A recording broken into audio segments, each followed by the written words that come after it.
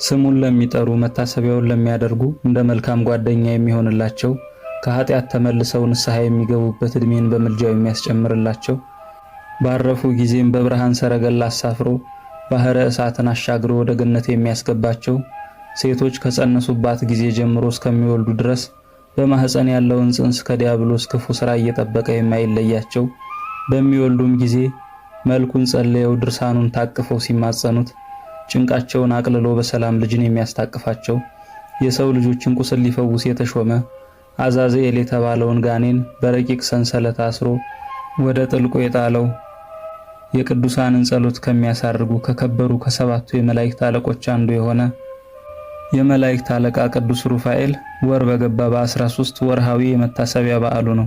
ሩፋኤል ማለት እግዚአብሔር ሐኪም ነው ወይም እግዚአብሔር ፈዋሽ ነው ማለት ሲሆን የራጉኤልን ልጅ ሳራን ባሎቿን እየገደለ ከሚያሰቃያት ጋኔን ፈውሷታል።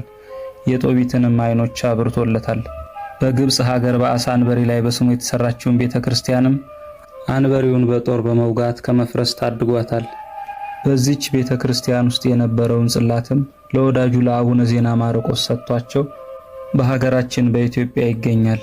ለእግዚአብሔር ምስጋና ይሁን። እኛንም የመልአኩ ጥበቃውና ተራዳይነቱ አይለየን፣ ይቆየን።